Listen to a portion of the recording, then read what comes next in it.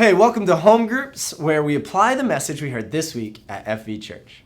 I'm not joined by anyone today because the Stoltzfus family is on vacation, and we think vacation is really important at Freedom Valley, so we're so glad that they as a family get to take it.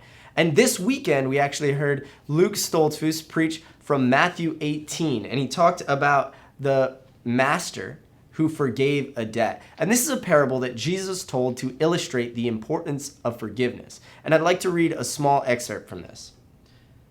This is after the master calls into his court a man who owed him $1 million debt, and the man is unwilling to pay it. Then the man says in verse 26, "But the man fell down before his master and begged him, 'Please be patient with me, and I will pay it all.' Then his master was filled with pity for him and released him and forgave his debt." I want to focus on the part where it says, "and forgave his debt." The servant wasn't asking for the debt to be forgiven.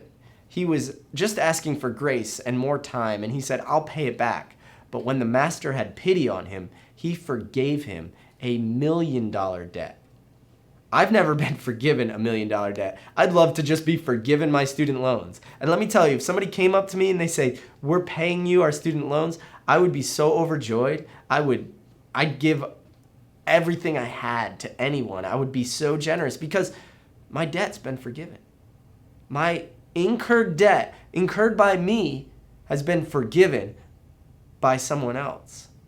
And as we go on reading the story, this man who had a great debt forgiven, even though he did nothing to earn it, even though he did nothing to pay for it, this great debt was forgiven. He goes out into the street and immediately bumps into another man who owes him money. And he says, "You owe me $100. Give me my money now or I'll throw you in prison." And when the master hears about this behavior, he reneges on the forgiveness. He goes to that man who refuses to forgive another and he says, "You're going to prison."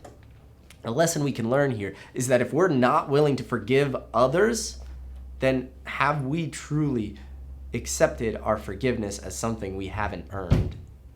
A lot of times we can be confused and conflicted and think that we somehow did something to earn our forgiveness, and we can never allow that to happen. There's nothing that I have done to earn God's forgiveness. I didn't pay a penny towards that $1 million debt of my sin. So if I hold a grudge against someone else, I'm forgetting the fact that I was a worthless sinner. And it is only through God's grace that I have been forgiven. So I must extend grace. And if I've been truly forgiven, I won't hesitate to forgive others. So in your groups today, I'd love it if we spent some time thinking of the ways in which we've been forgiven. Maybe make a list of God has forgiven me completely, he forgets these. Or spend some time thinking about people we still need to forgive. Because if we're unwilling to forgive them, then we don't understand the great debt of grace that we have received from God. And when you forget the grace you've received, you'll stop extending it to others. And that is a terrible thing. So, have a great conversation in your groups. If you have anything else you heard in this message that you'd like to talk about, spend some time with that. Just have a good time talking, and we'll see you soon.